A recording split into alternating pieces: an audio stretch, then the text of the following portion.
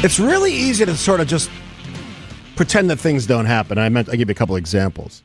Or if it's your guy, you look the other way. And that's sort of been the response from a lot of Republicans and conservatives lately. It's like, well, he's better than Harris. If you believe that's true, and perhaps it is. So that means you give your guy, in this case, President of the United States, Donald J. Trump, carte blanche to do whatever he wants, and in whatever fashion he wants to. Because I can guarantee you, if you're going to be honest with yourselves, if this was Kamala Harris knocking down the East Wing of the White House, that is all we would hear about on talk radio every day. But yet there's crickets because it's uncomfortable to talk about. So much of what passes for radio now is talking points and the silliness of politics. And, you know, I'm not a fan of that. And I think we have to work a lot harder to get past that. And one of the reasons and one of the ways that we do that is having great guests who, for lack of a better term, know what the hell they're talking about. And that guy who's looking very sharp today, very dapper today, is my friend Rick Esenberg, who's the president of the Wisconsin Institute for Law and Liberty. Make sure your mic's on. We're good to go. Good morning. Well, good morning. I thought you were going to say guests that walk into the studio and then spill their water. That's okay. We'll take care of that. As long as the mic's still working, we're good. Yeah. So I guess let's start high level. I made a point in the first segment before you were in here. I have this litmus test now about politics.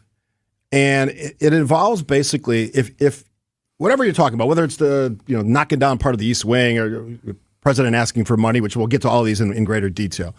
If the other side did this of the political aisle, would you not blow that up? And doesn't that sort of defeat any logic or common sense in what your side, your guy is doing? I mean, that's how I litmus test this stuff now. If Kamala Harris was knocking down part of the East Wing of the White House, I'd be pissed about it. But here we have a President Donald Trump who apparently some of his supporters saying, you're good. Go ahead.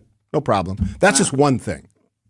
Well, our politics have become both tribal, right? We have a strong sense that our political affiliation is our identity, is who we are, which, have been around for a while, and it wasn't always quite that way. And the second thing is that we think that our politics are existential, that the country hangs in the balance on each election. If Trump wins, democracy is over. If the Democrats win, the Republicans are actually saying the same thing, that democracy right. is over. And when that's the case, then there's a strong incentive on the part of people to just defend everything that their side does because, who cares about constitutional process? Who cares about statutory niceties if the country is hanging in the balance, right? And I think that is a fundamentally mistaken way to view our politics. I think it is irreconcilable with our Constitution, which is why, Steve, if you want to trigger me, the way to do it is to come up and say to me, okay, boomer, you don't know what time it is. Oh, yeah, I get that. As we are both boomers. I guess let's start with one of the big ones. And I saw you had some commentary on Twitter about this. The president of the United States, Donald J. Trump, is basically trying to get the Justice Department to hand him $230 million as some part of a settlement for investigations he felt that he faced unfairly during the Biden administration. Correct me if I'm wrong, but you used the term, this is like straight up corruption. Well, right, if that's what's happening, right? So the New York Times reported that he made some comments which were sort of unclear. He didn't really deny it.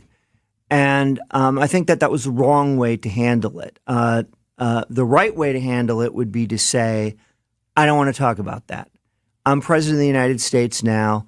I'm focused on doing my job for the people of the United States. If at some point after I'm president, I choose to assert a claim for what I believe were unwarranted investigations and prosecutions, then we'll discuss it at that time.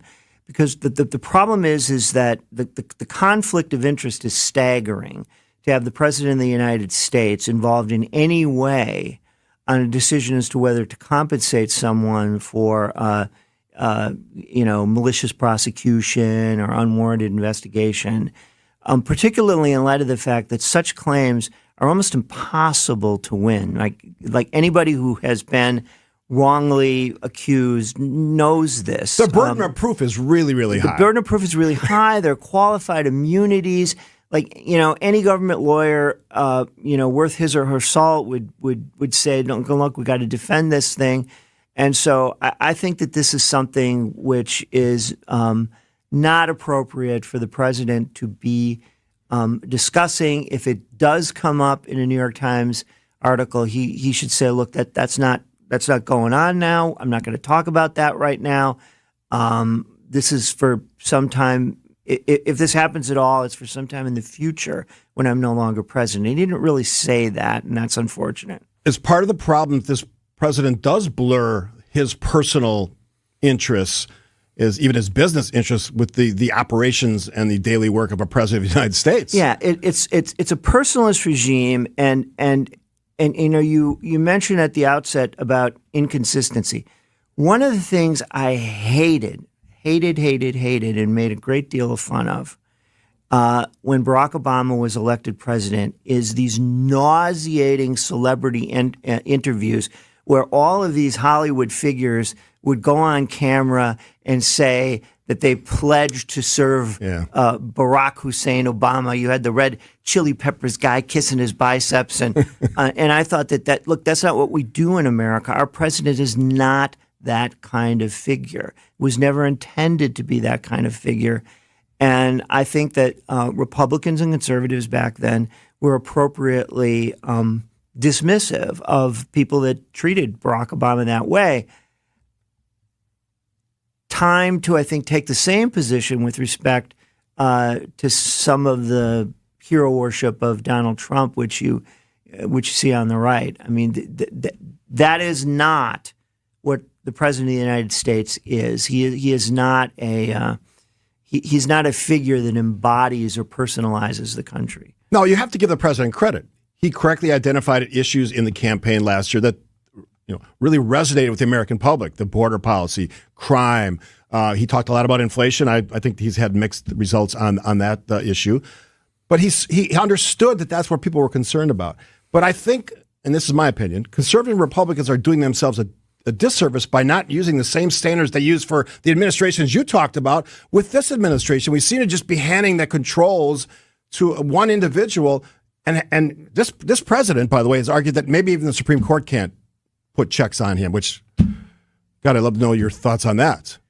Well, I would not say that the Supreme Court cannot put checks on him, because I happened to see some statistics last night about the number of lawsuits that have been filed against the Trump administration. Now, I'm not surprised by that, because Trump has been very, very aggressive in his assertion of executive authority. I'm not saying all the lawsuits are good. They're not all good. But I'm not surprised that there are a lot of them. And when there has been a decision to date, the Trump administration has lost more than they've won. And I think that, the situation at the United States Supreme Court, I think, is a little bit difficult to evaluate, because I think that the administration lawyers are doing what lawyers do. That is, if we go into court and we lose one in the district court and we look at it and we say, heck, there's no way we're going to win this on appeal, we don't take the appeal because we don't want to make bad law. And I think the administration lawyers are quite properly doing that. And so the cases that get up to SCOTUS are the hardest ones, right? The ones where the case is closest.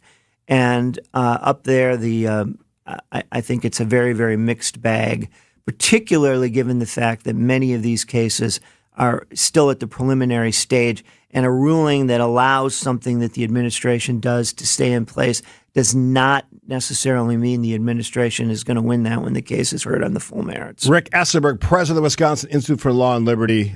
We're just getting warmed up on the, Thursday edition of the Point Taken Show. Kristen is off today. Lots more to get to with my guest and contributor, Rick Esenberg after this on 620 WTMJ. President of the Wisconsin Institute for Law and Liberty in studio with me for this hour. We're not going to spend a lot of time on it, but the sort of the retooling of the East Wing, now it's half knocked down. I think I heard the president say yesterday it's all coming down. I've been in that building a number of times. It's an old building. It's almost 100 years old.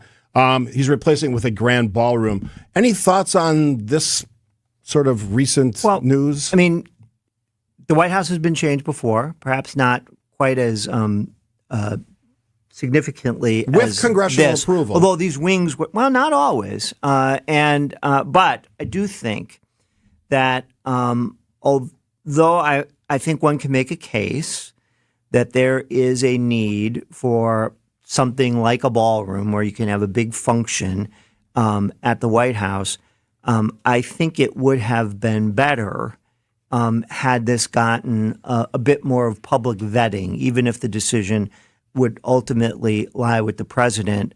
My concern with it is not that the East Wing is coming down. I've been in the East Wing too. That's no great shakes. But I think what he's putting up is a little too big and disproportional. It's bigger than the regular White House. And perhaps with more public discussion, that could have been modified. Yeah. And interesting enough, whether he went through Congress or not, I guess that's open for interpretation. But apparently some of the things that they've avoided is even just going through the regular permit process, which any new building, as the former mayor I know is required. They just did none of that. So it's sort of an interesting look at what's going on in Washington, D.C. on the grounds of the White House.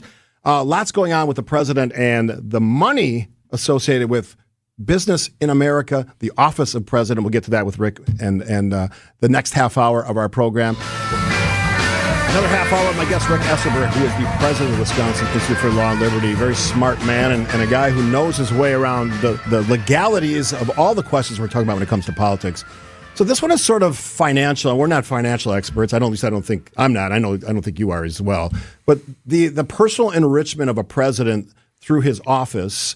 We know that the president is, pitching all kinds of products. It's sort of a weird dynamic. But the other piece that's, I think, a bigger story is the idea that when the president negotiates with some of the big companies that he's working with, he's carving out equity for the United States of America, apparently, in some of these companies, like a 10% share here, and a lot of these big tech companies.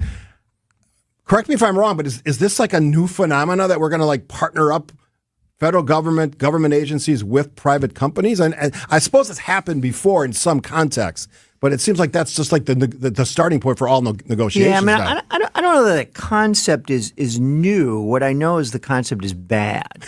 Right? We're very concerned, and the Republicans talk a lot about socialism and communism, and I share some of those concerns. Sometimes I think it's a little bit overwrought, but this is, I'm a free market guy. And for the government to take an ownership stake in private entities brings with it a level of government control over those entities that goes beyond legally enacted regulations. Now, the government's a shareholder. The government has to be mollified in some way that it didn't have to before. I don't think that that's a good thing because I think that the genius of our system is that we have a system of democratic capitalism, of free markets, in which companies are free to succeed, sail, or fail. It leads to innovation. It leads to prosperity. It has been, by far, there is nothing else that even comes close, the greatest anti-poverty mechanism in the history of the world. And I don't want a Republican president messing with that. And so when I say, as I have said, and you've read on my Twitter account, that I don't believe that the MAGA movement is conservative, this is one of the reasons that I think that the Republican Party has traditionally been the party of limited government and free markets.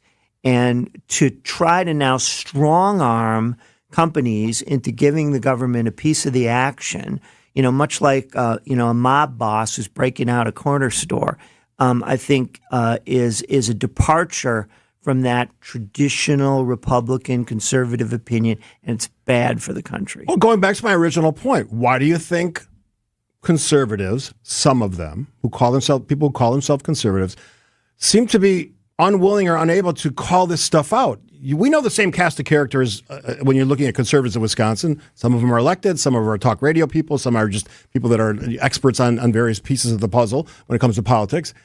But they don't call this president out when he oversteps what have been traditional lines that conservatives don't cross. They just let it go. Well, so both parties right now are scared to death of their base and very much driven by fear and animosity towards their opponents. And so you see this playing out in a number of ways. For example, in the Virginia gubernatorial race, right, you have the candidate for attorney general has said, some horrible things about wanting to kill his opponents and, celebrating the death of their families. And the Democratic candidate for governor was unwilling to denounce that and then proceeded to vote for the guy. Why? Does she think that what he said was correct? I think she does not. I think she believes it's abhorrent, but she's afraid of her base. She can't say it. And we have the same dynamic that's operating on the Republican side, where, there was this, chat chain, lots of horrible things said by these young Republican guys. A lot of conservatives have denounced that, but the vice president wouldn't. Why? Fear of the base. And this idea that if elections are existential, we have to stick with everybody who we think might vote for us. We have to accept whatever they do. And that is a really unfortunate development because that leads to a race to the bottom. He is Rick Esenberg, president of Wisconsin Institute for Law and Liberty. We're going to get to elections and not only what happened in 2020 and what's happened since, but looking forward as a president sort of twists the arms of some states to try to stack the deck when it comes to their district lines and their votes in Congress. We'll have that conversation after this on 620 WTMJ. As always, appreciate you tuning in. If you miss any or all of our conversation with Rick Esenberg from the Wisconsin Institute for Law and Liberty, president of that organization, you can find it on our podcast page at WTMJ.com, or, this is the cool part, wherever you get your podcast. Just put in Point Taken, take you right there to our latest show. So always make sure you heard the whole story. I want to talk about comments that are being made by the President of the United States referring again to 2020. I know people are sick and tired of hearing about it, but when I have that in the back of my mind, and I know that we have midterms coming up and, of course, another presidential election in 2028, I do worry that we are getting to a point where all common sense gets thrown out the window when it comes to how we conduct our elections, how we review our elections, the commentary that's associated with people analyzing elections. Do you have that same fear? Are you okay? Are we in a good place when it comes to how we administer and how we review our elections, do you think? No, but I don't think it's as bad as each side thinks it is. We did a study of the 2020 election. We concluded that Biden almost certainly won more eligible votes than Trump. But the election also wasn't run according to the law. Now, maybe that was because of the pandemic, but we have a dynamic here where the one side, and it tend to be the Republicans, are way too concerned about voter fraud. They not that voter fraud isn't something that you need to be concerned about, but it is very difficult to do it at scale, and most elections are beyond the margin. It's also very rare in Wisconsin. Probably, but I think pinpointing exactly how much happens is very, very difficult. Right. We have the Democrats, on the other hand, who I think are properly seen as steadfastly resisting anything that enhances election security. And they can do that, making the argument that, this makes it harder to vote. The problem is that security measures always make it harder to do something. Right? Security measures for your credit cards, you have to put in that 3-digit number. There are all sorts of things that are done in order to make it harder for somebody to commit fraud, and make it a little harder for you to use your credit card. And so there's a balance that has to be reached. But right now, because each side rabidly distrusts the other, there's no discussion of what that balance should be. And so I think that we might get to a better place if we all just calm down a little bit. But that's not just the Republicans. That's the Democrats, too. They've got to stop with the hair on fire about voter suppression because that's pretty rare, too. What's the safeguards if the Department of Justice and FBI are Trump loyalists and Trump defenders for any argument? What's the safeguard that our elections will be safe and secure and can be validated properly after they happen? I think what happened in 2020 is that you've got the courts, and people that say that the courts are somehow, federal courts are somehow acting as a rubber stamp for Trump. At the same time, when the subject now becomes the 2020 election, they say that the Trump campaign lost every case it brought. And it did. It lost every case it brought. Or what typically happened is that lawyers would file a complaint, but when it came time to move forward, to get to the point where you have to put up and shut up, they shut up. They said, like, okay, we're withdrawing this case because we filed it. We thought the evidence would be there. The evidence is not there. We're not going to proceed. And so the courts did serve as a backstop. The system worked the way that it was supposed to work. And there's no reason to think that it won't again. I was a little concerned based upon some of the comments that were attributed coming out of the White House that the federal judicial nominees would be bad, right? They wouldn't be, I mean, I hate to put it this way, but they wouldn't be people like me. They wouldn't be Federalist Society conservatives. Not that it would be me. I'm too old for that. But there have been a few clinkers, but so far, and Rebecca Tableson here in Milwaukee being appointed to Seventh Circuit is a perfect example of these stellar people that are being appointed to the federal courts, and they will do the right thing when the time comes, whatever that thing turns out to be, because we can't prejudge these cases. All right, so that's the election side of it. I want to talk about the Supreme Court in our final segment as we wrap it up with Rick Esenberg on the Thursday edition of Point Taken on 620 WTMJ. Talk about this stuff because we both are very passionate about politics, and I do it on the radio, and he does it with this great organization, Wisconsin Institute for Law and Liberty. If folks want to find out about your organization, by the way, how can they do that?